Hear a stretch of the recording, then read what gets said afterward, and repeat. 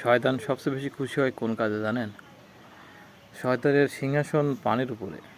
তো শয়তান ওখান থেকে বসেই তার পুরো শয়তানি কী বলে আপনার ওটা শয়তানি যে কাজকর্মগুলো ওইখান থেকেই চালায়।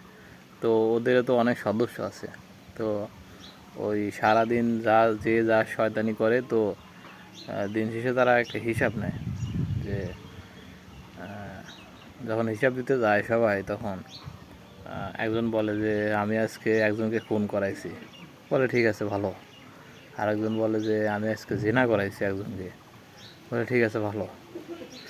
তারপরে এইভাবে বলতে বলতে যখন কেউ বলে যে কোনো শয়তান বলে যে আমি আজকে স্বামী স্ত্রীর মধ্যে বিচ্ছেদ ঘটাইছি বা ডিভোর্স দেওয়াইছি বা এরকম কোনো কিছু, তখন ওই শয়তানগুলো আরও বেশি খুশি হয়। তো বিষয়টা বুঝেন তাহলে, শয়তান সবচেয়ে বেশি খুশি হয় এই কারণে যে একটা হাজব্যান্ড ওয়াইফ বা স্বামী স্ত্রী যখন একটা ডিভোর্স হয় বা বিচ্ছেদ হয়, তখন এখানে কিন্তু অনেক বড় সমস্যা তৈরি হয় বা একটা